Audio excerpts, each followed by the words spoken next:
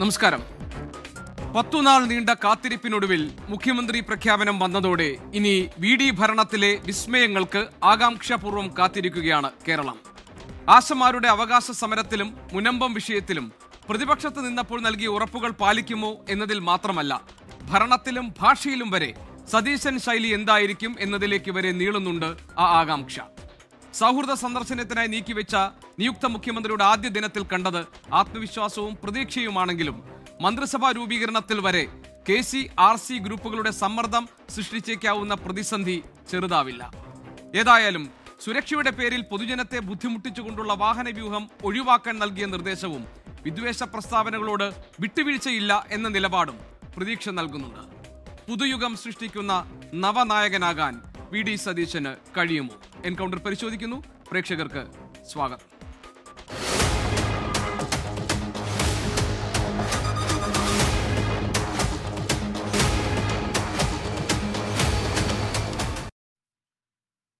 മുസ്ലിം ലീഗിലെ ശ്രീ അബ്ദുറഹ്മാൻ രണ്ടത്താണി, സാമൂഹിക നിരീക്ഷകൻ ശ്രീ MN കാരശ്ശേരി, രാഷ്ട്രീയ നിരീക്ഷകൻ ശ്രീ CR നീലകണ്ഠൻ, ഒപ്പം തന്നെ രാഷ്ട്രീയ നിരീക്ഷകനായ ശ്രീ ശ്രീജിത്ത് പണിക്കർ എന്നിവരാണ് ഇന്ന് ഈ ചർച്ചയിൽ പങ്കെടുക്കാൻ നമ്മളോടൊപ്പം ഉള്ളത്.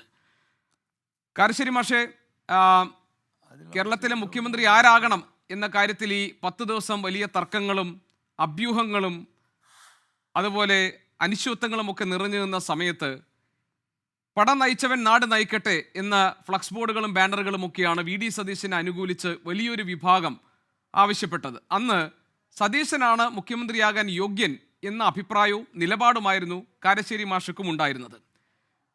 അത് എന്തെങ്കിലും ഒന്ന് കരുതിയിട്ടായിരിക്കണമല്ലോ താങ്കളെപ്പോലൊരാൾ VD സതീശൻ കേരളത്തിന് മുഖ്യമന്ത്രിയായ ചില മാറ്റങ്ങളൊക്കെ ഉണ്ടാകും എന്ന് പറയുന്നത്. ആ മാറ്റങ്ങൾ ഇപ്പോഴത്തെ സാഹചര്യത്തിൽ താങ്കൾ പ്രതീക്ഷിക്കുന്നുണ്ടോ?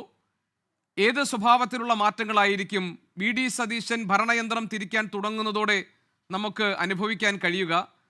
അതേപോലെ തന്നെ രമേശ് ചെന്നിത്തല, KC വിഭാഗമൊക്കെ എന്തൊക്കെ അവർ പുറത്തു കാണിച്ചാലും ഉള്ളിൽ അവർക്ക് അസ്വസ്ഥതകളുണ്ട്. അവരുടെ വിഭാഗത്തിലുള്ളവർക്ക് മതിയായ പ്രാതിനിധ്യം വേണമെന്ന തരത്തിലുള്ള ഇടപെടലുകൾക്കൊക്കെ സാധ്യതയുണ്ട്.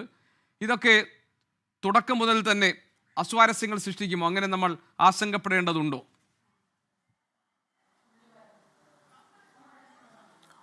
ഗോപികൃഷ്ണൻ, ഞാൻ ശ്രദ്ധിച്ചിരുന്ന ഒരു കാര്യം, ശ്രീ VD സതീശൻ്റെ ശൈലിക്ക് വലിയ വ്യത്യാസമുണ്ടായിരുന്നു.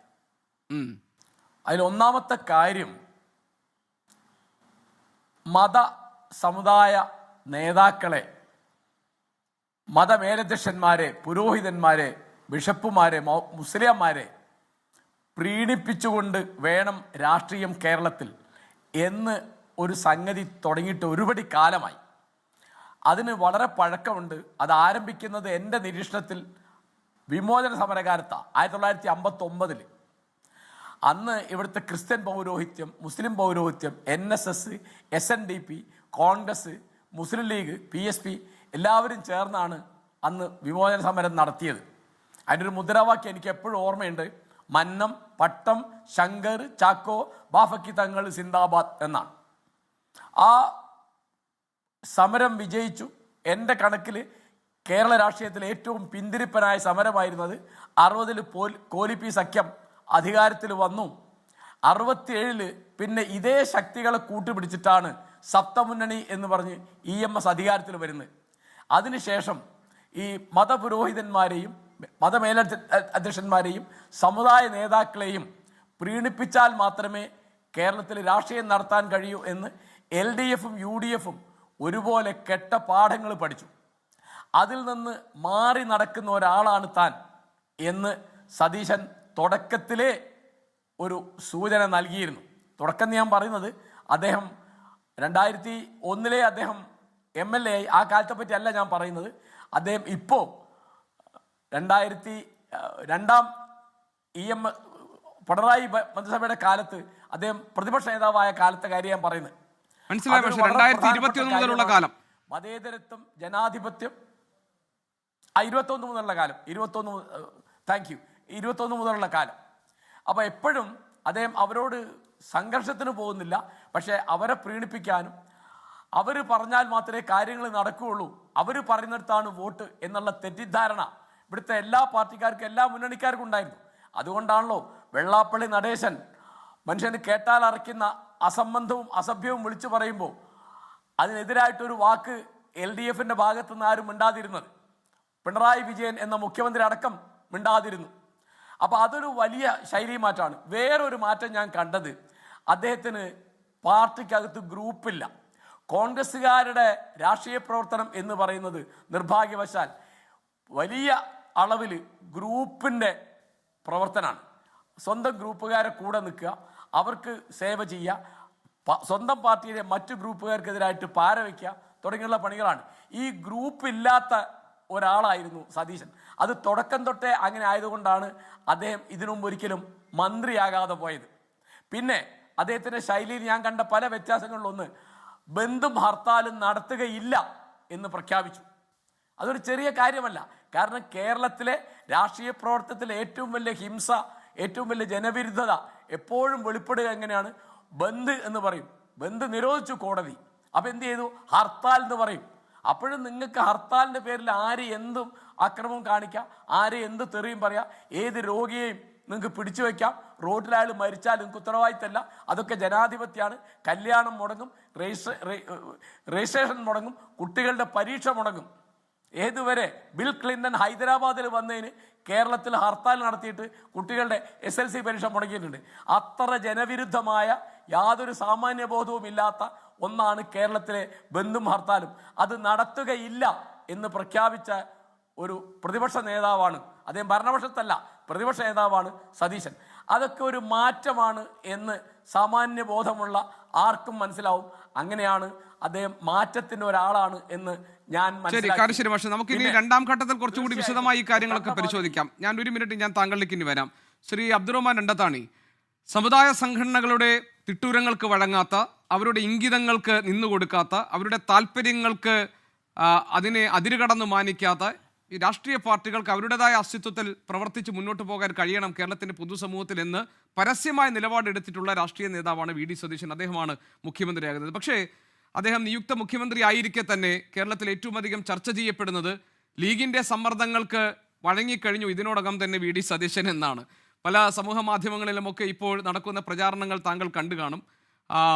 VD സതീശനെ മുഖ്യമന്ത്രിയാക്കുന്നതിൽ വരെ ഘടകകക്ഷി എന്ന നിലയിൽ ലീഗ് കാര്യമായി ഇടപെട്ടിട്ടുണ്ട്. ലീഗിൻ്റെ കൂടി സമ്മർദ്ദ ഫലമായിട്ടാണ് ഈ VD സതീശനെ മറ്റു രണ്ടുപേരെ മാറ്റി നിർത്തിക്കൊണ്ട് അദ്ദേഹത്തിന് ഈ മുഖ്യമന്ത്രി പദം കിട്ടിയതെന്നും അത് NSS പോലെയുള്ള സംഘടനകൾ ഈ ലീഗിൻ്റെ അമിതമായ ഇടപെടലുകൾ ഉണ്ടാക്കാൻ പോകുന്ന അപകടത്തെക്കുറിച്ചുള്ള മുന്നറിയിപ്പുകൾ നൽകുകയും ഒക്കെ ചെയ്യുന്നു. അങ്ങനെ ലീഗിനെ പ്രതിസ്ഥാനത്ത് നിർത്തിക്കൊണ്ടൊരു ചർച്ച VD സതീശൻ മുഖ്യമന്ത്രി പദവി ഏറ്റെടുക്കുന്നതിന് മുൻപ് തന്നെ കേരളത്തിലേക്ക് കൊണ്ടുവന്നു കഴിഞ്ഞു.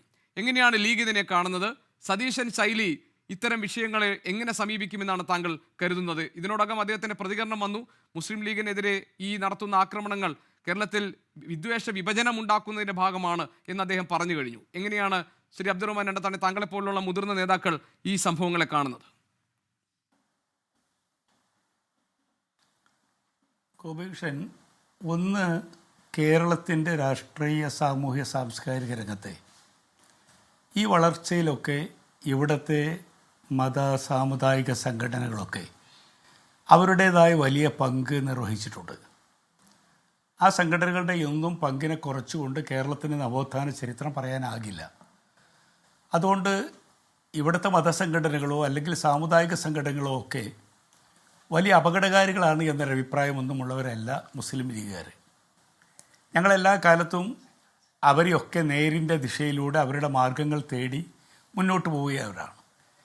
അതേസമയത്ത് കേരളത്തെ പോലുള്ളൊരു കൊച്ചു സംസ്ഥാനം വർഗീയവൽക്കരിക്കപ്പെടരുത് എന്നുള്ള കാര്യത്തിൽ വളരെയേറെ സൂക്ഷ്മത എല്ലാ കാലത്തും കൈകൊണ്ട പ്രസ്ഥാനവുമാണ് മുസ്ലിം ലീഗ്. ഞങ്ങൾ പലപ്പോഴും അധികാരം പോലും നഷ്ടപ്പെടുത്തേണ്ടി വന്നിട്ടും തീവ്രവാദത്തിനും വർഗീയതയ്ക്കുമെതിരെയൊക്കെ വലിയ നിലപാടെടുത്ത അഭിമാനകരമായ പാരമ്പര്യം ഈ കേരളത്തിലുണ്ട്. എന്നും ലീഗ് അത് ഉയർത്തിപ്പിടിച്ചിട്ടുമുണ്ട്. ഈ കഴിഞ്ഞ തെരഞ്ഞെടുപ്പിൻ്റെയും സവിശേഷത എന്നത് അത്തരത്തിലുള്ള ഒന്നായിരുന്നു. ഒന്ന്, ഈ തെരഞ്ഞെടുപ്പിൻ്റെ വിധിയെഴുത്ത്, ഒന്ന് കേരളം ഭരിച്ചുകൊണ്ടിരുന്ന ഇടതുമുന്നണി സർക്കാരിൻ്റെ ഭരണപരമായ അവരുടെ പരാജയത്തിനെതിരായുള്ള വിധിയെഴുത്ത്. അതോടൊപ്പം തന്നെ കേരളത്തെപ്പോലുള്ളൊരു സംസ്ഥാനത്തെ സാമ്പത്തികമായി തകർത്തവർക്കെതിരെയുള്ള വിധിയെഴുത്ത്. മറ്റൊന്ന്, കേരളത്തിനൊരിക്കലും കേട്ടുകേൾവിയില്ലാത്ത ചില വർഗീയതയുടെ അതിപ്രസരം ചില ഭാഗത്തു നിന്നുണ്ടായപ്പോൾ അവയെ പ്രതിരോധിക്കുന്നതിന് പകരം അവരെ തലോടുന്ന നിലപാട് ഭരിക്കുന്ന ഭരണകൂടത്തിൽ നിന്നുണ്ടായപ്പോൾ അതിനോടുള്ള വിയോജിപ്പ്. ഞാനിവിടെ പറഞ്ഞുകൊണ്ടിരുന്നത് ഈ കഴിഞ്ഞ തെരഞ്ഞെടുപ്പിൽ നിങ്ങളുടെ സൂചിപ്പിച്ചതുപോലെ ടീം UDF എന്ന പേരിലാണ് ഞങ്ങൾ തെരഞ്ഞെടുപ്പിനെ നേരിട്ടത്. ആ തെരഞ്ഞെടുപ്പിനെ നേരിടുന്നതിന് തൊട്ടു മുമ്പായി ഒരു സർക്കാർ അധികാരത്തിൽ വന്നാൽ നടപ്പാക്കാനുള്ള പദ്ധതികൾ ഒരു യാത്ര സംഘടിപ്പിച്ച് ജനങ്ങളോട് സംസാരിച്ച് അവരുമായി ആശയവിനിമയം നടത്തിയാണ് ഒരു തെരഞ്ഞെടുപ്പിനെ നേരിടുന്നത്. അതുകൊണ്ടാണ് അഭൂതപൂർവമായ വിജയമുണ്ടാകുന്നത്. സ്വാഭാവികമായും ആ ടീം UDF എന്ന സ്പിരിറ്റ് ഇന്നേ മിനിറ്റ് വരെ നിലനിർത്തി മുന്നോട്ട് പോകുന്നു എന്നതാണ്. അതിനപ്പുറം അങ്ങ് പറഞ്ഞതുപോലെ ഏതെങ്കിലും രീതിയിലുള്ളൊരു അഭിഹിതമായി മറ്റാരെങ്കിലുടെയും ഇടപെടലുകളോ അങ്ങനെ ഒന്നും ഉണ്ടായിട്ടില്ല. ഒരു ഐക്യജനാധിപത്യ മുന്നണിയുടെ ഘടകകക്ഷികൾ എന്നുള്ള നിലയിൽ കേരളത്തിൻ്റെ മുഖ്യമന്ത്രി ആരാകണമെന്നതിനെക്കുറിച്ച് ഞങ്ങളോട് അഭിപ്രായം ആരാഞ്ഞപ്പോൾ ഹൈക്കമാൻഡിൻ്റെ മുമ്പിൽ മുസ്ലിം ലീഗ് പാർട്ടിക്ക് അവരുടേതായ അഭിപ്രായമുണ്ടാകും. ആ അഭിപ്രായം ഞങ്ങൾ പറഞ്ഞു എന്നതിനപ്പുറം എല്ലാവിധ തീരുമാനങ്ങളും ഒക്കെ കൈക്കൊള്ളുന്നത് കോൺഗ്രസിൻ്റെ ഹൈക്കമാൻഡാണ്. അവരെടുത്ത തീരുമാനമാണ്. കോൺഗ്രസ് പാർട്ടിക്കകത്തുള്ള ഇവർ ചർച്ച ചെയ്യപ്പെട്ട ഓരോ നേതാക്കളും ഒന്നിനൊന്ന് മെച്ചപ്പെട്ടവരാണ്. ആ കാര്യത്തിലൊന്നും ഞങ്ങൾ ആരും ഒരു അഭിപ്രായ വ്യത്യാസമുള്ളവരായിരുന്നില്ല. ഇപ്പോൾ നിങ്ങൾക്കറിയാം VD സതീശൻ ഒരു ജനവികാരം തന്നെ കണക്കിലെടുത്തുകൊണ്ട് അദ്ദേഹത്തെ കേരളത്തിൻ്റെ മുഖ്യമന്ത്രിയായി തെരഞ്ഞെടുക്കുന്നു എന്ന് പ്രഖ്യാപിച്ചപ്പോൾ മുതൽ കേരളത്തിൽ കാണുന്ന ആ ആവേശത്തിൻ്റെ അലയടികളാണ് നമുക്ക് ഈ ചർച്ച നിർത്തിവെച്ച് പോലും ചർച്ച ചെയ്യേണ്ടി വന്നത്. അതുകൊണ്ട് ഇവിടെ ഏതെങ്കിലും ഒരു പ്രത്യേക ഇടപെടലോ സാമുദായികമായ ഇടപെടലുകളോ ഒന്നും ഞങ്ങൾ കാണുന്നില്ല. കേരളത്തിലൊരു മെച്ചപ്പെട്ട ഭരണം വരും കാലങ്ങളിൽ ഉണ്ടാകുമെന്ന് ഉറച്ച ആത്മവിശ്വാസമാണ് ഞങ്ങൾക്കുള്ളത്. എല്ലാവരെയും ഒരുമിപ്പിച്ചുകൊണ്ട് ഇവിടുത്തെ മതസംഘടനകൾ, സാമുദായിക സംഘടനകൾ എല്ലാവരെയും വിശ്വാസത്തിലെടുത്തുകൊണ്ട് എല്ലാവർക്കും ആരെയും പരസ്പരം പഴിചാരാതെ അല്ലെങ്കിൽ ആരും പരസ്പരം വാഗ്വാദങ്ങളില്ലാതെ ഈ നാടിനെ ഒരുമിപ്പിച്ച് മുന്നോട്ട് കൊണ്ടുപോവുക എന്ന ദൗത്യമാണ് ഐക്യ ജനാധിപത്യ മുന്നണിക്ക് ഏറ്റെടുക്കാനുള്ളത്. മുസ്ലിം ലീഗ് എക്കാലത്തും ആ ദൗത്യത്തിന് മുന്നിൽ നിന്നവരാണ്. ഞങ്ങൾ ഈ ഗവൺമെൻറ്റിലും ആ ദൗത്യം നിർവഹിക്കാനാണ് തയ്യാറെടുക്കുന്നത്. ശരി, ശ്രീ CR നീലകണ്ഠൻ, ഇപ്പോൾ കേരളം പോലെ നമ്മുടെ ഈ നാട്ടിൽ, നമ്മുടെ ഈ സംസ്ഥാനത്ത് ഒരു 10 വർഷം തുടർച്ചയായി ഏതെങ്കിലും ഒരു കക്ഷി അല്ലെങ്കിൽ ഒരു മുന്നണി ഭരണത്തിലിരുന്ന് കഴിഞ്ഞാൽ അത് സ്വാഭാവികമാണ് അവിടെ ഒരു ഭരണവിരുദ്ധ വികാരം ഉടലെടുക്കും എന്നുള്ളത്. അതിൻ്റെ ആനുകൂല്യം കിട്ടുക പ്രബലമായ ഒരു പ്രതിപക്ഷ മുന്നണിക്കോ അല്ലെങ്കിൽ കക്ഷിക്കോ ആയിരിക്കും. പക്ഷേ ഇത്തവണത്തെ തെരഞ്ഞെടുപ്പിന് മറ്റൊരു സവിശേഷത, ജനത്തിൻ്റെ വിധിയെഴുത്തിൽ ഒരു പിണറായി ശൈലിയോടുള്ള വിയോജിപ്പ് അല്ലെങ്കിൽ ഒരു ആൻറ്റി പിണറായി മൂഡ് കൂടി റിഫ്ലക്റ്റ് ചെയ്തു എന്ന വിലയിരുത്തൽ ഉണ്ടാകുന്നു. അതിലൊരു പ്രധാനപ്പെട്ട കാരണം ഏറ്റവും ഒടുവിൽ ഈ വെള്ളാപ്പള്ളി നടേശനൊക്കെ നടത്തിയിട്ടുള്ള പ്രസ്താവനകളും മുസ്ലിം വിരുദ്ധ പരാമർശങ്ങളും അവരെ തള്ളിപ്പറയാൻ കൂട്ടാക്കാതെ അദ്ദേഹത്തെ ഒപ്പം കൂട്ടിയ പിണറായി വിജയൻ്റെ നിലപാടുകൾ, ഇതൊക്കെ കേരളത്തിലെ മതേതര മനസ്സുകൾക്ക് സംശയമുണർത്തുന്നതായി മാറി എന്ന വിലയിരുത്തൽ പാർട്ടി തന്നെ നടത്തിയിട്ടുണ്ട് എന്നാണ് ഞാൻ മനസ്സിലാക്കുന്നത്. അങ്ങനെയാണെങ്കിൽ നമ്മൾ ഇനി പ്രതീക്ഷിക്കുന്നത് എന്തായിരിക്കും? VD സതീശൻ സാധാരണ നിലയിൽ UDF വരുമ്പോൾ മുഖ്യമന്ത്രി ആരായാലും അത് കേരളത്തെ സംബന്ധിച്ച് വലിയൊരു കൺസേൺ ആകേണ്ട കാര്യമില്ല. കാരണം നമ്മൾ വോട്ട് ചെയ്ത് ജയിപ്പിച്ചു വിടുന്നത്, ഞാൻ നമ്മളെന്ന് ഉദ്ദേശിച്ചത് കേരളത്തിൻ്റെ പൊതു ജനതയെ ആണ്. അവർ വോട്ട് ചെയ്യുന്നത് ഒരു മുന്നണിയാണ്. അവർ നിശ്ചയിക്കും അതിൽ ഏറ്റവും കൂടുതൽ സീറ്റ് കിട്ടിയ മുന്നണി, ആ മുന്നണിയെ നയിക്കുന്ന പാർട്ടിയുടെ നിയമസഭാ കക്ഷി നേതാവ് മുഖ്യമന്ത്രിയായി വരും. അതാണ് അതിൻ്റെ നടപടിക്രമം. പക്ഷെ അതിനപ്പുറത്ത് കേരളത്തിൻ്റെ പൊതുവികാരം മാനിച്ചുകൊണ്ട് VD സതീശൻ ആ പദവിയിലേക്ക് വരുന്നു എന്ന് പറയുമ്പോൾ സതീശനിൽ നിന്ന് ചില കാര്യങ്ങൾ പ്രതീക്ഷിക്കുന്നുണ്ടല്ലോ, ഒരു ശൈലി മാറ്റം പ്രതീക്ഷിക്കുന്നുണ്ടല്ലോ. ആ ശൈലി മാറ്റം ഏത് സ്വഭാവത്തിലുള്ളതായിരിക്കുമെന്നാണ് താങ്കൾ കരുതുന്നത്? അത് കേരളത്തിൻ്റെ ഭാവിക്ക് അനുഗുണമായ ഒന്നായി മാറാനുള്ള സൂചനകൾ ഈ ആദ്യ മണിക്കൂറുകളിൽ താങ്കൾക്ക് കാണാൻ കഴിയുന്നുണ്ടോ? ശ്രീ CR നീലകണ്ഠൻ. തീർച്ചയായും ഗോപി, ഞാൻ 2-3 പ്രധാന കാര്യങ്ങൾ പറയാം. ഒന്ന്, ഞാൻ ഓർക്കുന്നത് 2006 VS അച്യുതാനന്ദന് അനുകൂലമായി കേരളത്തിലുണ്ടായ ഒരു തരംഗമാണ്. പാർട്ടി പൂർണ്ണമായും അദ്ദേഹത്തിനെതിരായിരുന്നു, പാർട്ടി സംഘടന എതിരായിരുന്നു, MLA-മാരെ ജയിച്ചവരൊക്കെ എതിരായിരുന്നു, എല്ലാവരും എതിരായിരുന്നു. പക്ഷേ എങ്കിലും പോളിറ്റ് ബ്യൂറോ നിഷേധിച്ച സീറ്റ് VS അച്യുതാനന്ദന് കൊടുക്കേണ്ടി വന്നൊരു പോളിറ്റ് ബ്യൂറോ ഇന്ത്യയിലുണ്ട്. ഇത് കോൺഗ്രസ് പോലെയല്ലല്ലോ. കോൺഗ്രസ്സിൽ ഇങ്ങനെ ഗ്രൂപ്പും തർക്കവും വഴക്കും ഒക്കെ ഉണ്ടാവാം, അതൊരു പതിവാണ്. പക്ഷേ ഉരുക്കുപോലും ഉറച്ച ഒരു സംഘടനയുടെ ഏറ്റവും ഉന്നത നേതൃത്വത്തിന് ജനങ്ങളുടെ അഭിപ്രായം വച്ച് ഒരു സ്ഥാനാർത്ഥിയെ മാറ്റുക. അച്യുതാനന്ദൻ സ്ഥാനാർത്ഥിയാവുക എന്നത് കേവലം സ്ഥാനാർത്ഥിയാവലല്ല, മുഖ്യമന്ത്രി സ്ഥാനാർത്ഥിയായി തന്നെയാണ് അദ്ദേഹത്തെ കൊണ്ടുവരുന്നത്. എന്ന് പറഞ്ഞാൽ അദ്ദേഹം വന്നാൽ മുഖ്യമന്ത്രിയാണ്. അപ്പോൾ അതുകൊണ്ട് 91 അദ്ദേഹം വന്നാൽ 2001 അദ്ദേഹം മുഖ്യമന്ത്രി ആവേണ്ടതായിരുന്നു, അല്ലെങ്കിൽ 96 മുഖ്യമന്ത്രി ആവേണ്ടതായിരുന്നു, തോറ്റു. 2006 ഏതാണ്ട് അതിന് സമാനമായൊരു വികാരമാണ്. എന്തുകൊണ്ടാണ് കോൺഗ്രസ് ഹൈക്കമാൻഡിന് ഇവർ പറയുന്ന പോലെ ലീഗിൻ്റെ സമ്മർദ്ദമോ അല്ലെങ്കിൽ വേറെ ആരുടെയെങ്കിലും സമ്മർദ്ദമോ സാമുദായിക സമ്മർദ്ദമോ ഒന്നുമല്ല, കേരള ജനതയുടെ ഒരു സമ്മർദ്ദം അതിൻ്റെ പിന്നിലുണ്ട്. അത് പാർട്ടിക്ക് അപ്പുറത്തല്ല. ഒന്ന്, പാർട്ടിയെ മുന്നണിയെ കൊണ്ടുപോകാൻ കഴിഞ്ഞു. നേരത്തെ പറഞ്ഞ പോലെ ടീം UDF, ഞാൻ വലിയ വിജയം നേടിയില്ലെങ്കിൽ ഞാൻ രാഷ്ട്രീയ വനവാസത്തിന് പോകും തുടങ്ങി ഒരു പക്ഷേ ഒരു ടീം ക്യാപ്റ്റൻ തോറ്റാൽ അതെൻ്റെ ഉത്തരവാദിത്വം, ജയിച്ചാൽ ടീം UDF എന്നൊക്കെ പറയുന്ന യഥാർത്ഥത്തിൽ നമ്മൾ ക്രിക്കറ്റിലും ഫുട്ബോളിലും കാണില്ലേ ഒരു ക്യാപ്റ്റൻ്റെ റോൾ സതീശൻ എടുക്കുന്നു. രണ്ടാമത്തെ കാര്യം, സതീശൻ, ഞാൻ കേവലം VD സതീശൻ വരുന്നത് മാത്രമല്ല, കേരളത്തിലെ രാഷ്ട്രീയത്തിൽ ഒരു ജനറേഷൻ ചേഞ്ചാണ് സംഭവിക്കുന്നതെന്ന് വിശ്വസിക്കുന്ന ആളാണ് ഞാൻ. ഒരു ജനറേഷൻ ചേഞ്ച്. ഇതുവരെ നമ്മുടെ രാഷ്ട്രീയ നേതാക്കൾ, രാഷ്ട്രീയ സംഘടനകൾ അവരൊന്നും മോശക്കാരായിരുന്നു എന്നല്ല, പുതിയ ജനറേഷനെ രാഷ്ട്രീയത്തിലേക്ക് കൊണ്ടുവരാൻ കഴിയാത്തവരായി നമ്മുടെ മിക്ക രാഷ്ട്രീയ നേതാക്കളും മാറിയിരിക്കുന്നു എന്നത് ഒരു കാര്യമല്ല. ഇപ്പോൾ കാരശ്ശേരി മാഷോ അല്ലെങ്കിൽ സലീമോ അല്ലെങ്കിൽ നമ്മുടെ ഇരിക്കുന്ന ശ്രീജിത്ത് പണിക്കരൊക്കെ എല്ലാവർക്കും അറിയാം. ഒരു സാമൂഹ്യ പ്രസ്ഥാനത്തിലും അല്ലെങ്കിൽ ഒരു പരിസ്ഥിതി പ്രസ്ഥാനം, മനുഷ്യാവകാശ പ്രസ്ഥാനം, അങ്ങനെയുള്ള ഒരു പ്രസ്ഥാനത്തിൽ, രാഷ്ട്രീയ പ്രസ്ഥാനത്തിൽ വരുന്നത് തൽക്കാലം ചില ഗുണം കിട്ടാനാവും, ചിലപ്പോൾ അധികാരം കിട്ടാൻ. അല്ലാത്ത സ്ഥലത്തൊന്നും യുവാക്കൾ വരുന്നതേയില്ല. യുവാക്കൾ അരാഷ്ട്രീയവാദികളായി പോകുന്നു, യുവാക്കൾ പോകുന്നു. എന്നാൽ ഞാൻ ഇത്തവണ കണ്ടൊരു കാര്യം, ഒരു സ്വതന്ത്ര നിരീക്ഷകൻ എന്ന നിലയിൽ ഞാൻ ഉറപ്പായി പറയാൻ കഴിയും, യുവാക്കളിൽ ഒരു പ്രതീക്ഷ കൊടുക്കാൻ സതീശന് കഴിഞ്ഞിട്ടുണ്ട്. യൂത്ത് സതീശൻ്റെ പിന്താങ്ങിയിട്ടുണ്ട്, സ്ത്രീകൾ ഇത് തന്നെയാണ് VS ഉണ്ടായ ഏതാണ്ട് ഒരു അനുഭവം. എന്തുകൊണ്ടാണ് പിന്താങ്ങിയത്? സതീശൻ്റെ ഭാഷ. ഇപ്പോൾ ഇന്ന് തന്നെ ഇപ്പോൾ ഗോപി പറഞ്ഞു, ഇന്ന് രാവിലെ മുതൽ സതീശൻ ചെയ്തിട്ടുള്ള കാര്യങ്ങൾ. ഞാൻ പറയുന്ന ഒരു രാഷ്ട്രീയ നേതാവ് ചൂടാവാം, രാഷ്ട്രീയ നേതാവ് ചിരിക്കണം, രാഷ്ട്രീയ നേതാവ് കരയണം, ഇതൊക്കെ കരയുന്ന ഒരാളാവണമെന്ന്. ഇന്ന് കാർത്തികേയൻ്റെ വീട്ടിൽ അദ്ദേഹം പോയി ഉള്ള രംഗം യഥാർത്ഥത്തിൽ അതൊരു വളരെ ഗംഭീരമായ രംഗം. വേറെ ഒന്നുകൊണ്ടുമല്ല, ഒരു രാഷ്ട്രീയ നേതാവ് കരയൊക്കെ ചെയ്യാം, അതിനൊരു തെറ്റൊന്നുമില്ല. പുരുഷൻ കരയാൻ പാടില്ല, സ്ത്രീയെ കരയാവും എന്നൊക്കെ പറയുന്ന, ഞാൻ ലിജു കരഞ്ഞപ്പോൾ അതിന് സന്തോഷിച്ച ഒരാളാണ്. കാരണം കരയാൻ കഴിയുന്ന പുരുഷന്മാരുണ്ടാവണമെന്നേ കേരളത്തിൽ. അത് തന്നെയാണ്, അല്ലാണ്ട് കൂട്ടക്കരച്ചിലല്ല ഞാൻ പറഞ്ഞത്, വെട്ടുകൊണ്ട് കരയലല്ല, മാനസികമായി സംഘർഷം കൊണ്ട് വൈകാരികമായി കരയുന്ന ഒരവസ്ഥ. അതുകൊണ്ട് ഇദ്ദേഹം ഒരു മനുഷ്യനാണ് എന്ന തോന്നലുണ്ടായി. അവിടെയാണ് കഴിഞ്ഞ ഗവൺമെൻറ്റിൽ നിന്ന് ആളുകൾക്ക് പ്രതീക്ഷിച്ചിട്ട് കിട്ടാതെ വന്നത്. ഒരുപക്ഷെ റോഡ് കിട്ടിയിട്ടുണ്ടാവും, വീട് കിട്ടിയിട്ടുണ്ടാവും, വികസനം കിട്ടിയിട്ടുണ്ടാവും, പെൻഷൻ കിട്ടിയിട്ടുണ്ടാവും. ഇതൊക്കെ പറയുമ്പോഴും അതിങ്ങനെ ആവർത്തിക്കുമ്പോൾ ഏതാണ്ട് ഒരു പ്രജയോട് രാജാവ് പറയുന്ന രീതിയായിരുന്നു അവിടെ. ഞാനല്ലാതെ മറ്റാരുണ്ട് എന്നൊക്കെ ചോദിച്ചാൽ, ഇവിടെ യഥാർത്ഥത്തിൽ ഈ പറഞ്ഞതുപോലെ ഇപ്പോൾ 2 യാത്ര നോക്കിക്കോളൂ. പിണറായി വിജയൻ നയിച്ച യാത്രയും സതീശൻ നയിച്ച യാത്രയും തമ്മിലുള്ള വ്യത്യാസം നിങ്ങളൊന്ന് നോക്കിയാൽ മതി. ആളുകളായിട്ടുള്ള കമ്മ്യൂണിക്കേഷൻ എങ്ങനെയാണ്. അവിടെ ജീവൻ രക്ഷാപ്രവർത്തനമാണ് ഒരു വശത്ത്, അത് അധികാരത്തിൻ്റെ മുഴുവൻ ശക്തിയോടുകൂടി ഒരു യാത്ര പോകുന്നു.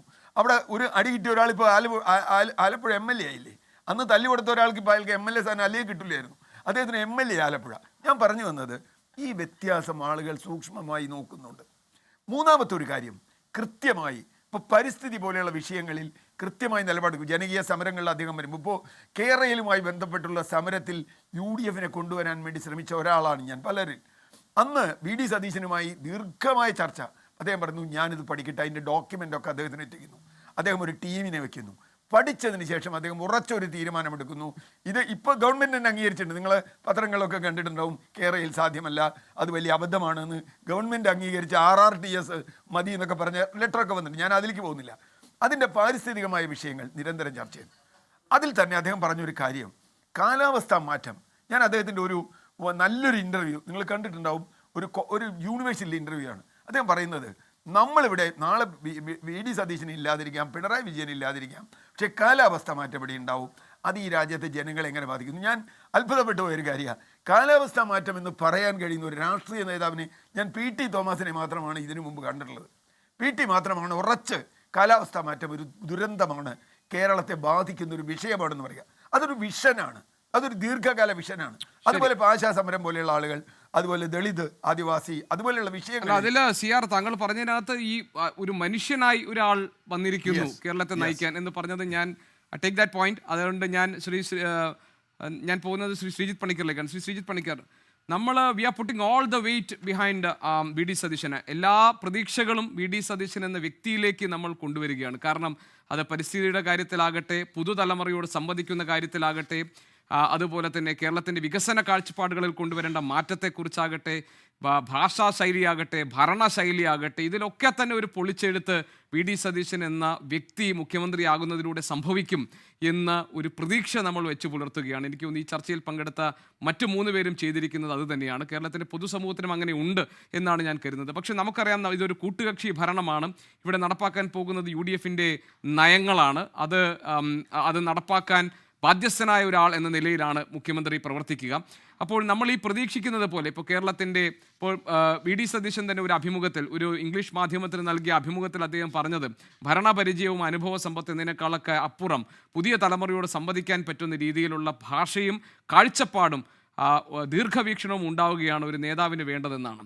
അതൊക്കെ ഭരണയന്ത്രം തിരിക്കുമ്പോൾ പ്രായോഗിക തലത്തിൽ നമ്മൾ പ്രതീക്ഷിക്കുന്ന പോലെ നടപ്പാക്കാൻ കഴിയുന്ന ഒരു രാഷ്ട്രീയ സാഹചര്യം കേരളത്തിലുണ്ട് എന്ന് ശ്രീ ശ്രീജിത്ത് പണിക്കർ കരുതുന്നുണ്ട്. ഒറ്റ കാര്യം കൂടി, ഇന്നൊരു വലിയ പ്രതിഷേധം ഉണ്ടായിട്ടുണ്ട്. അത് മഹിളാ മോർച്ച പ്രവർത്തകർ നടത്തിയ പ്രതിഷേധമാണ്. അതായത് വനിതകൾക്ക് KSRTC ബസ്സിൽ സൗജന്യ യാത്ര മെയ് 15 മുതൽ ഉണ്ടാകുമെന്ന വാഗ്ദാനം പാലിക്കപ്പെട്ടില്ല എന്ന ഒരു കാര്യം ഉന്നയിച്ചുകൊണ്ടാണ് അവരുടെ പ്രതിഷേധം നടന്നത്. നമുക്കറിയാം, സർക്കാർ പോലും രൂപീകരിക്കപ്പെട്ടിട്ടില്ല, അതിനു മുൻപേ വാഗ്ദാനം പാലിച്ചില്ല എന്ന് പറഞ്ഞൊരു പ്രതിഷേധവും ഉണ്ടായി. അതിൻ്റെ പശ്ചാത്തലത്തിൽ കൂടി കാണൂ എൻ്റെ ഈ ചോദ്യത്തെ ശ്രീ ശ്രീജിത്ത് പണിക്കർ.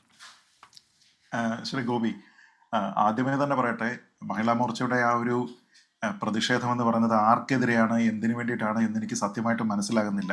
എന്തെങ്കിലും തരത്തിലുള്ള ഒരു ലോജിക്ക് അവരുടെ ആ സമരത്തിന് പിന്നിൽ ഉണ്ടായിരുന്നു എന്നെനിക്ക് തോന്നുന്നില്ല. ആൾക്കാരെല്ലാം തന്നെ അതുകൊണ്ട് തന്നെ അതിനെ ഒരു കോമാളിത്തം എന്ന രീതിയിലത്തേക്ക് പുച്ഛിച്ചുകൊണ്ട് സോഷ്യൽ മീഡിയയിൽ പ്രതികരിക്കുന്നത് നമ്മൾ കണ്ടു.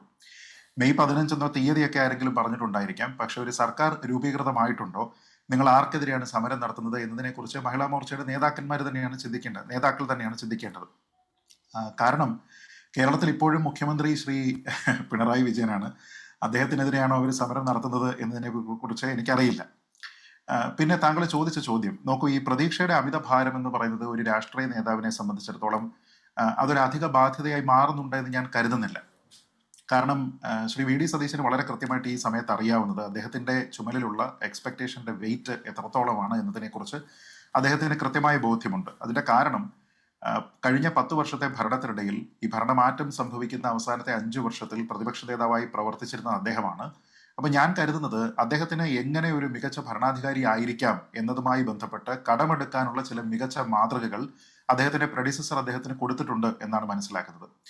ശ്രീ പിണറായി വിജയൻ എന്ന ഒരു മുഖ്യമന്ത്രി അവിടെ ഉണ്ടായിരുന്നു എന്നതും അദ്ദേഹത്തിന്റെ മാർഗങ്ങൾ അദ്ദേഹത്തിന് കൃത്യമായിട്ട് അറിയാമായിരുന്നു എന്നതുകൊണ്ടും അതിനെതിരെ നിരന്തരം കലഹിച്ചിരുന്ന ഒരു വ്യക്തിയായിരുന്നു ശ്രീ വി ഡി സതീശൻ എന്നതുകൊണ്ടും ഏതൊക്കെ കാര്യങ്ങൾ എങ്ങനെയൊക്കെ ചെയ്യണം എന്നതുമായി ബന്ധപ്പെട്ട് വളരെ കൃത്യമായിട്ടുള്ള ധാരണ ശ്രീ വി ഡി സതീശൻ ഉണ്ട് എന്നാണ് ഞാൻ കരുതുന്നത്. മികച്ച മാതൃക എന്ന് ഞാൻ പറയുമ്പോൾ അത് എമുലേറ്റ് ചെയ്യാവുന്ന ഒരു മോഡൽ എന്ന അർത്ഥത്തിലല്ല, മറിച്ച് ശ്രീ പിണറായി വിജയൻ എങ്ങനെ പ്രവർത്തിച്ചോ അതിന് ജസ്റ്റ് ഓപ്പോസിറ്റ് ആയിട്ട് പ്രവർത്തിച്ചാൽ തന്നെ ബഹുഭൂരിപക്ഷം ജനങ്ങളുടെയും ഇപ്പോൾ അർപ്പിക്കപ്പെട്ടിരിക്കുന്ന വിശ്വാസം തുടരാനായിട്ട് അദ്ദേഹത്തിന് കഴിയും എന്നാണ് ഞാൻ കരുതുന്നത്. ഭരണത്തിലേക്ക് വരുന്ന സമയത്താണെങ്കിലും ധൂർത്ത്, ധാർഷ്ട്യം എന്നിങ്ങനെയുള്ള 2 കാര്യങ്ങൾക്കാണ് ഒരുപക്ഷെ കഴിഞ്ഞ സർക്കാർ ഏറ്റവും കൂടുതൽ വിമർശിക്കപ്പെട്ടത്. അതിനെ ഒഴിവാക്കിയാൽ തന്നെ അദ്ദേഹത്തിന് വലിയ ജനപിന്തുണയുണ്ടാകും. ഇപ്പൊ അതുമായി ബന്ധപ്പെട്ട് ചില കാര്യങ്ങളൊക്കെ അദ്ദേഹം തീരുമാനങ്ങളായിട്ട് എടുത്തിട്ടുണ്ട്. നമുക്കറിയാം, അദ്ദേഹത്തിന് ഒരു വലിയ വാഹന വ്യൂഹമൊന്നും തന്നെ ആവശ്യമില്ല. വളരെ മിനിമലായിട്ട് അത് കീപ്പ് ചെയ്താൽ മതി. വാഹനം പുതുതായിട്ട് വാങ്ങുന്നില്ല.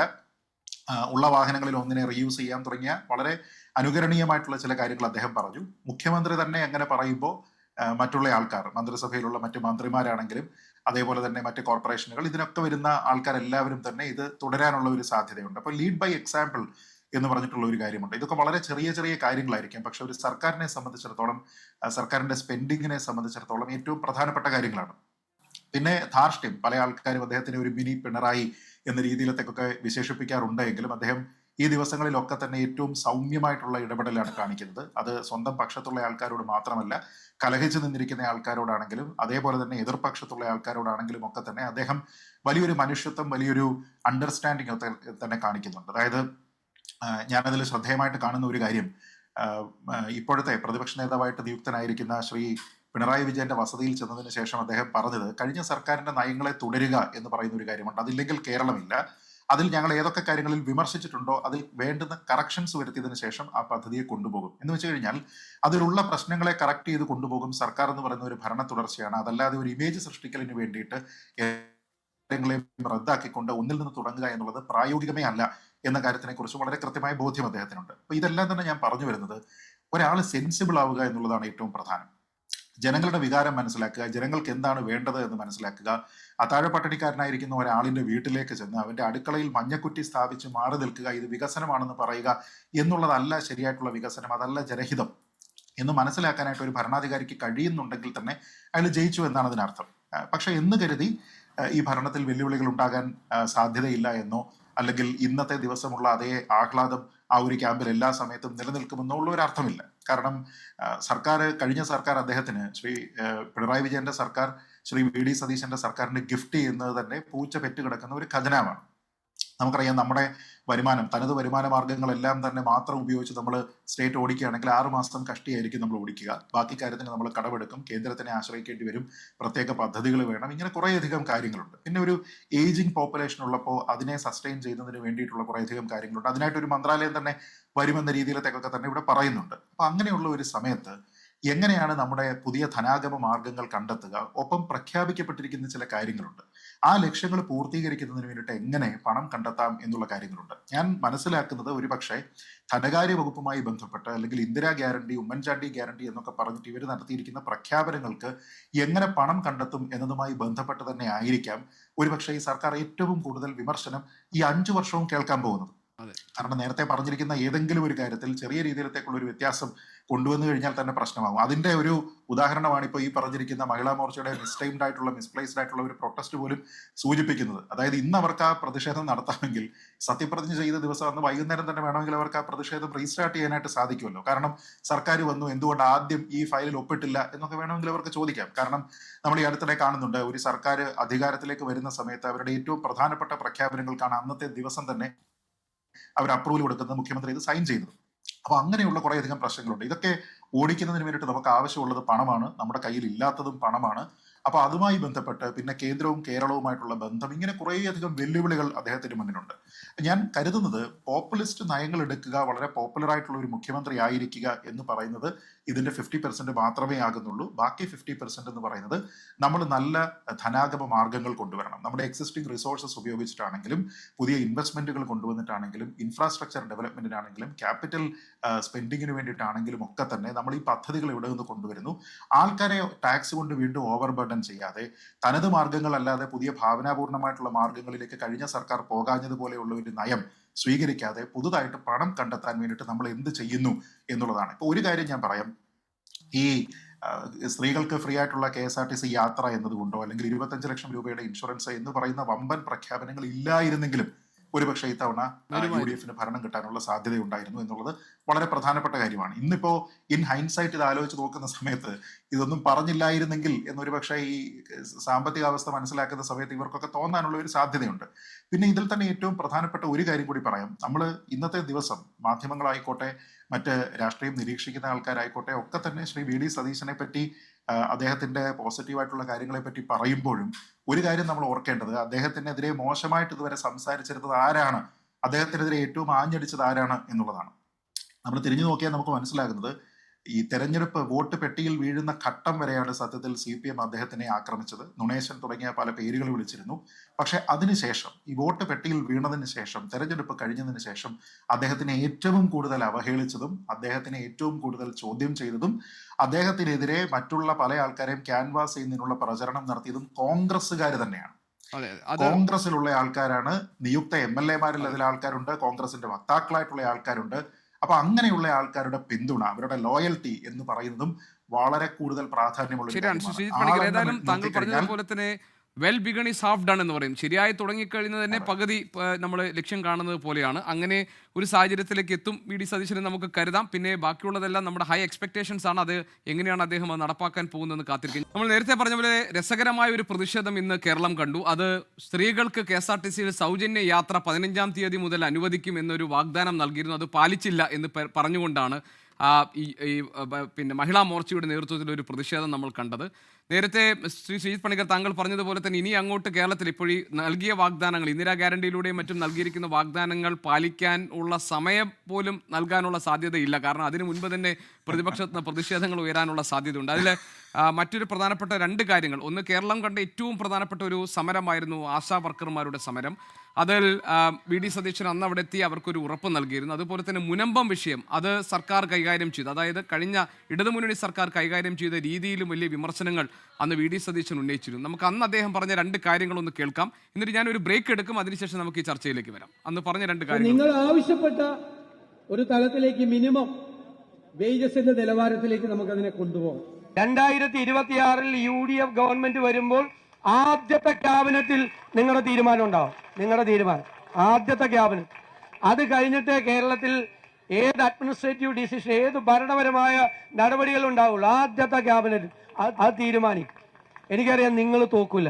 ഞങ്ങൾ വന്നാൽ ഞങ്ങളിത് 10 മിനിറ്റ് കൊണ്ട് ഇത് ക്ലോസ് ചെയ്യും. 10 മിനിറ്റ് കൊണ്ട് പരിഹരിക്കാവുന്ന പ്രശ്നമാണ്. ഈ ഗവൺമെന്റിന് സെക്ഷൻ 97 അനുസരിച്ച് ഒരു അധികാരമുണ്ട് വഖഫ് ബോർഡിനോട്. ആ വഖഫ് ബോർഡിനോട് പറഞ്ഞാൽ മതി ഇത് വഖഫ് ഭൂമി അല്ല എന്ന സ്റ്റാൻഡ് നിങ്ങൾ എടുത്താൽ മതി. ഇവർ രണ്ടു കൂട്ടരും നോക്കി ഇത് മതപരമായ ഭിന്നിപ്പുണ്ടാക്കി അതിൽ നിന്ന് രാഷ്ട്രീയ മുതലെടുപ്പ് നടത്താനാണ്. ഒരു ഇസ്ലാമോഫോബിയ ഉണ്ടാക്കാൻ BJP ശ്രമിച്ചു. പിണറായി വിജയനും സർക്കാരും അതിന് കൊട പിടിച്ചു കൊടുത്തു. ആദ്യം കണ്ടത് ആശാവർക്കർമാരുടെ സമരത്തിൽ നൽകിയ ഉറപ്പ്, ആദ്യ ക്യാബിനറ്റിൽ തന്നെ തീരുമാനമുണ്ടാകും എന്ന് നൽകിയിട്ടുള്ള വാഗ്ദാനം. നമ്മൾ രണ്ടാമത് കണ്ടത് മുനമ്പം വിഷയത്തെക്കുറിച്ച് അന്ന് പ്രതിപക്ഷ നേതാവായിരുന്ന VD സതീശൻ നടത്തിയ പരാമർശമാണ്. 10 മിനിറ്റ് കൊണ്ട് പരിഹരിക്കാവുന്ന ഒരു പ്രശ്നമാണ്, ഞങ്ങൾ അതിൽ നടപടിയെടുക്കും എന്നത്. ഇനി നമുക്ക് ചർച്ചയിലേക്ക് വരാം. കാരശ്ശേരി മാഷ്, നമ്മൾ ഇടവേളയിലേക്ക് പോകുന്നതിന് മുൻപ് കണ്ടത് ആശാവർക്കർമാരുടെ കാര്യത്തിലും അതുപോലെ തന്നെ മുനമ്പം വിഷയത്തിലും VD സതീശൻ അന്ന് പറഞ്ഞ കാര്യങ്ങളാണ്. ഈ അമിത പ്രതീക്ഷ അധിക ഭാരമാകുമോ VD സതീശൻ ഭരണത്തിന് തുടക്കത്തിൽ തന്നെ?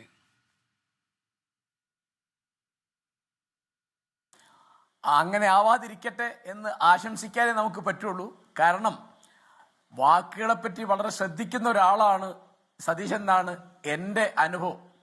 അപ്പോൾ അദ്ദേഹം ആദ്യം ഒപ്പിടുന്നത് ആശാവർക്കർമാരുടെ കാര്യം സംബന്ധിച്ച കടലാസായിരിക്കും എന്നും മുനമ്പം വിഷയത്തിൽ എന്നേക്കുള്ളൊരു തീർപ്പ് കൽപ്പിക്കും എന്നും വിശ്വസിക്കാനാണ് എനിക്കിഷ്ടം. പിന്നെ തീർച്ചയായിട്ടും അദ്ദേഹത്തിന് ഏതെങ്കിലും തരത്തിൽ എതിർപ്പ് വരിക അദ്ദേഹത്തിന്റെ പാർട്ടിക്കകത്തെ ഗ്രൂപ്പുകളിൽ നിന്നാവാനാണ് സാധ്യത.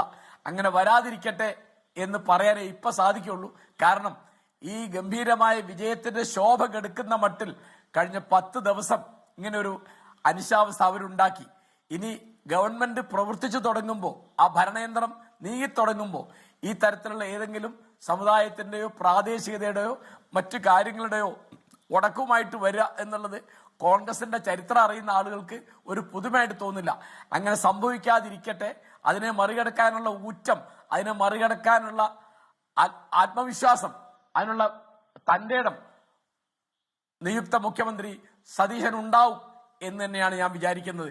അദ്ദേഹത്തിന് അതിനുള്ള പിന്തുണ പാർട്ടിക്കകത്തും മുന്നണിക്കകത്തും ഇതിനെല്ലാത്തിനും പുറത്ത് ബഹുജനങ്ങളുടെ അടുത്ത് അദ്ദേഹത്തിന് കിട്ടും. അപ്പൊ ബഹുജനങ്ങളുടെ പിന്തുണയാണ് അദ്ദേഹത്തിന് പ്രധാനമായിട്ട് കിട്ടിയത്. ഇനിയും അതുണ്ടാവും എന്ന് ഈ ഗ്രൂപ്പ് കളിക്കാര് ശ്രദ്ധിക്കുന്നത് നല്ലതാണ്. ഒരു കാര്യം കൂടി, ഇപ്പൊ കഴിഞ്ഞ ഈ 10 വർഷത്തെ ഭരണകാലത്തിന് ശേഷം ചൂണ്ടിക്കാണിക്കാനും തൊട്ട് കാണിക്കാനും ഒക്കെ പാലവും റോഡും എന്ന ഈ വികസന നാഴികക്കല്ലുകൾ കേരളത്തിനുണ്ടായിട്ടുണ്ട് എന്ന അവകാശവാദമുണ്ടല്ലോ ഇടതുമുന്നണി സർക്കാരിനുണ്ടായിരുന്നല്ലോ. മാത്രമല്ല സാധാരണ ഇപ്പോൾ ജനങ്ങളെ സംബന്ധിച്ച് അതൊക്കെ കാണാൻ കഴിയുകയും ചെയ്തിരുന്നു. പക്ഷേ ഈ ഭരണതലത്തിലെടുത്ത ചില തീരുമാനങ്ങൾ, അതോടൊപ്പം തന്നെ ഭരണതലവൻ്റെ ചില ഭാഷാ പ്രയോഗങ്ങൾ, ഇതൊക്കെ വലിയ രീതിയിൽ വിമർശന വിധേയമായി തെരഞ്ഞെടുപ്പിൻ്റെ ആ സമയത്ത് ഉൾപ്പെടെ. അപ്പോൾ ഇതിലൊക്കെ ഒരു ശൈലിയിലെ മാറ്റമാണ് നമ്മൾ പ്രതീക്ഷിക്കുന്നതെങ്കിൽ അത് ഏത് സ്വഭാവത്തിലുള്ളതാകാനാണ് സാധ്യത? ഇന്നിപ്പോൾ ഏറ്റവും മനോഹരമായ ഒരു ഫ്രെയിം നമ്മൾ കണ്ടത് പ്രതിപക്ഷ നേതാവ് പിണറായി വിജയന്റെ വസതിയിലെത്തിയ VD സതീശൻ ലഭിച്ച ഊഷ്മളമായ സ്വീകരണവും അതിനുശേഷം അദ്ദേഹം പറഞ്ഞ കാര്യവുമാണ്. അതായത് സർക്കാർ തുടങ്ങിവെച്ച പ്രവർത്തനങ്ങൾ മുടക്കുകയല്ല, അത് തുടരുകയാണ്, അതിൽ ഞങ്ങൾ കറക്റ്റ് ചെയ്യേണ്ട കാര്യങ്ങൾ കറക്റ്റ് ചെയ്യുക മാത്രമേ ചെയ്യുള്ളൂ എന്നാണ്. അപ്പോൾ പ്രതിപക്ഷത്തിന്റെ പൂർണ്ണമായ സഹകരണം ഈ സർക്കാരിന് ഉണ്ടാകും എന്ന് ഒരു പ്രതീക്ഷ മാഷിനുണ്ടോ?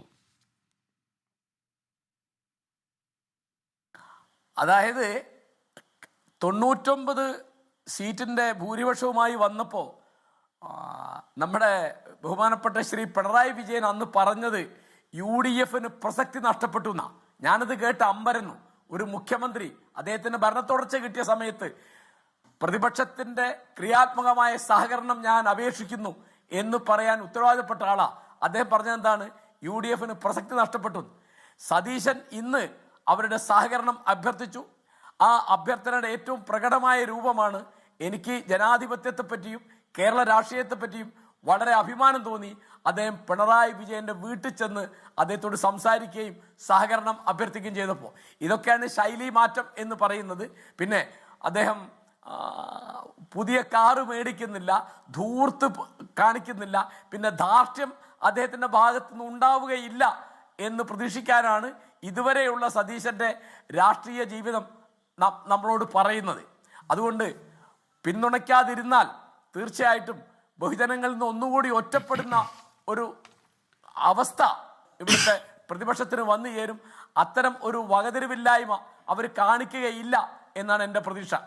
ശരി ശ്രീ അബ്ദുറഹ്മാൻ രണ്ടത്താണി, മുഖ്യമന്ത്രി ഉൾപ്പെടെ 11 മന്ത്രിമാർ എന്നതാണ് കോൺഗ്രസിൽ നിന്ന് വരുന്ന കണക്ക്.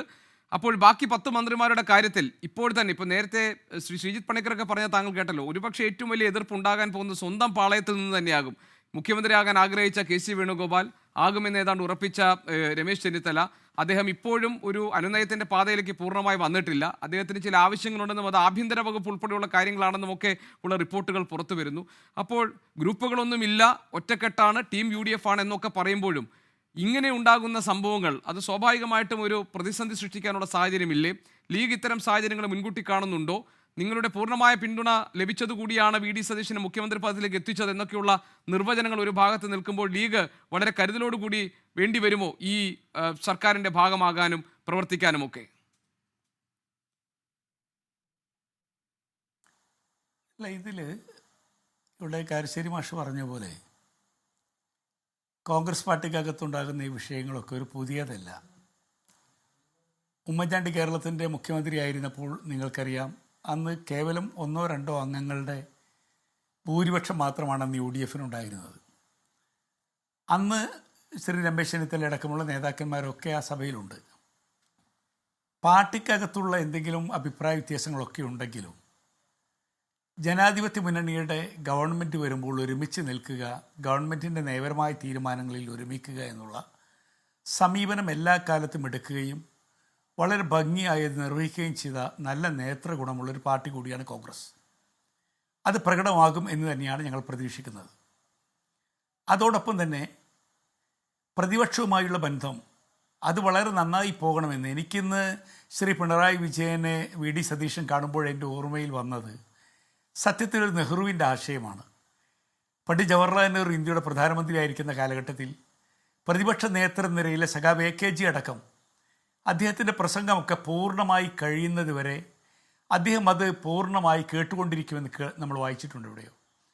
കാരണം എപ്പോഴും ഒരു പ്രതിപക്ഷത്തോടുള്ള ബഹുമാനം കാത്തു സൂക്ഷിക്കുന്നിടത്ത് ഒരു വലിയ മാതൃക ലോകത്തിന് കാണിച്ച നേതാവായിരുന്നു പണ്ഡിറ്റ്ജി.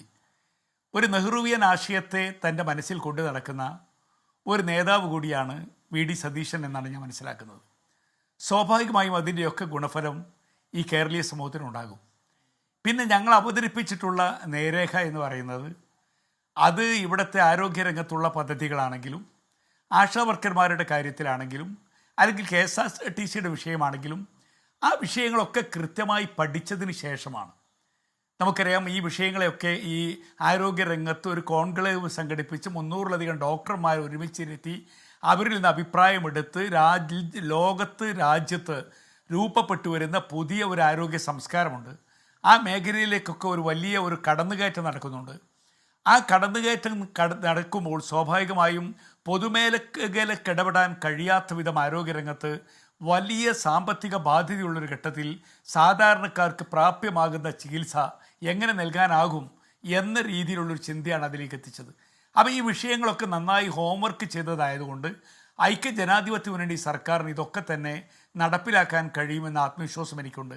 നാളെ നടപ്പിലാക്കുമോ മറ്റന്നാൾ നടപ്പിലാക്കുമോ എന്നതല്ല, ഈ വിഷയങ്ങളൊക്കെ ഇവിടെ ആശാ വർക്കർമാരുടെ വിഷയത്തെ ഒന്നാമതായി എടുക്കുമെന്ന് പറഞ്ഞാൽ ആ വിഷയം വലിയ ഗൗരവപൂർവ്വം ഐക്യജനാധിപത്യ മുന്നണി ഗവൺമെൻറ് അത് ഏറ്റെടുക്കുന്നു എന്നുള്ളൊരു പ്രഖ്യാപനം കൂടിയാണത്.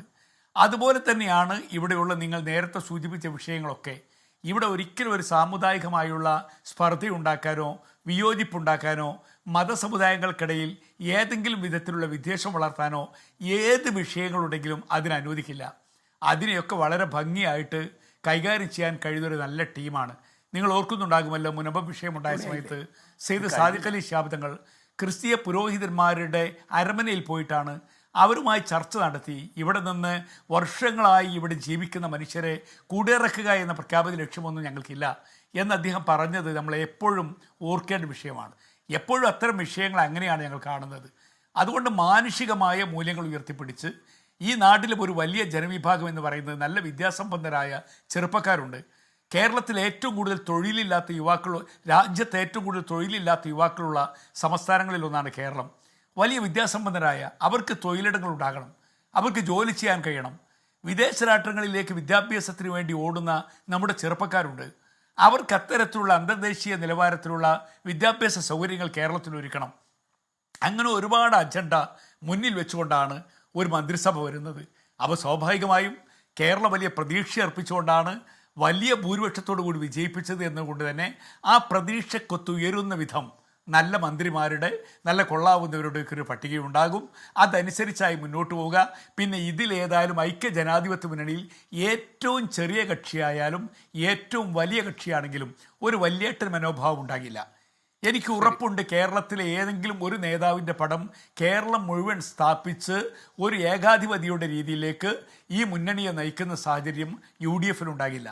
ചെറുതും വലുതുമായ എല്ലാ കക്ഷികൾക്കും തുല്യമായ പരിഗണന നൽകി അവരെയൊക്കെ തന്നെ അവരുടെ അഭിപ്രായങ്ങൾ എടുത്ത് സമൂഹത്തിന് ഗുണകരമാകുന്ന വിധം അത് അവതരിപ്പിക്കാൻ കഴിയുന്ന ഒരു നല്ല ടീമാകും വരുന്ന. അതുകൊണ്ട് നല്ല ഉറപ്പുണ്ട്. ഉമ്മൻചാണ്ടിയുടെ ഗവൺമെൻറ് അധികാരത്തിൽ നിന്നൊഴിയുമ്പോൾ കേരളത്തിലുണ്ടാക്കിയൊരു വലിയ പ്രതീക്ഷയുണ്ട്. ആ പ്രതീക്ഷ പോലെ തന്നെ ഈ 10 വർഷത്തെ ഇടവേളയ്ക്ക് ശേഷം കേരളീയ സമൂഹത്തിന് ആവശ്യം വികസന പ്രവർത്തനങ്ങൾ നടന്നിട്ടുണ്ട്, ഞങ്ങൾ നിഷേധിക്കുന്നില്ല. ഇനിയും വികസന പ്രവർത്തനങ്ങൾ നടക്കണം. കഴിഞ്ഞ ഗവൺമെൻറ്റിൻ്റെ തുടർച്ചയുണ്ടാകണം. വികസന രംഗത്തൊന്നും മുരടിപ്പുണ്ടാകരുത്.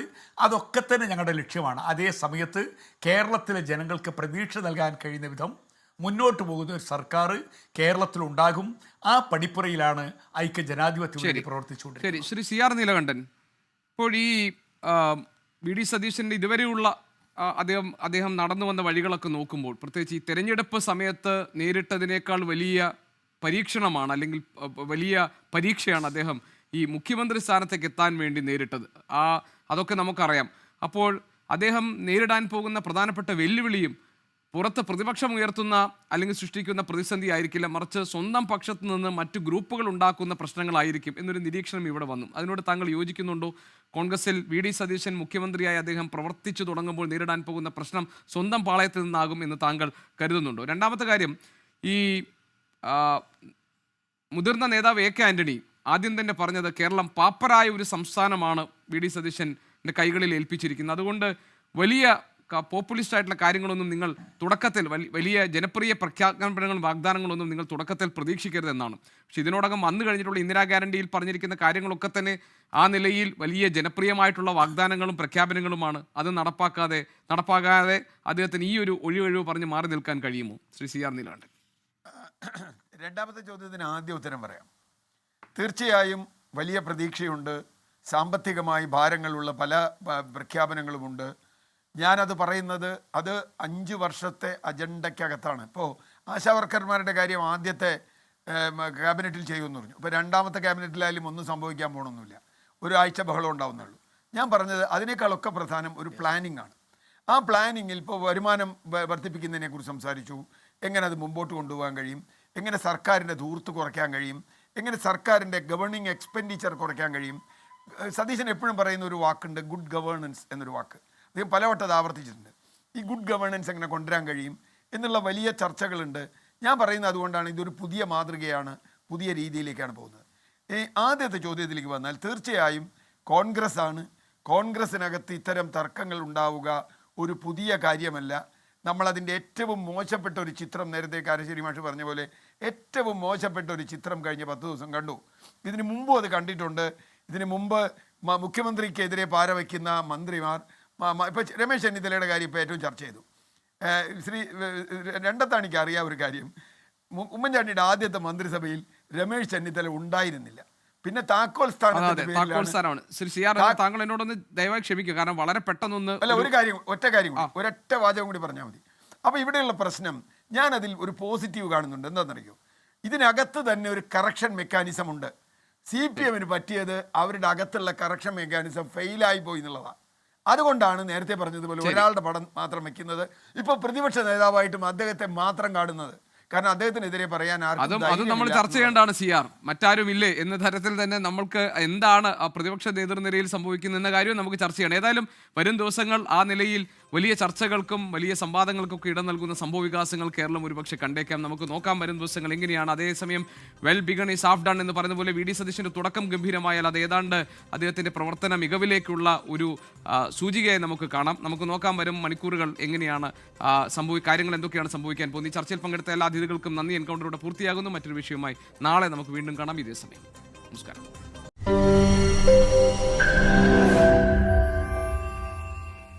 ലോകത്തെവിടെയായാലും ഏത് സമയത്തും 24 വാർത്തകളും ഓഗ്മെന്റഡ് റിയാലിറ്റി പാക്കേജുകളും എക്സ്പ്ലെയിനറുകളും വിശദമായി കാണാൻ ഞങ്ങളുടെ യൂട്യൂബ് ചാനൽ നിങ്ങൾക്ക് സബ്സ്ക്രൈബ് ചെയ്യാം.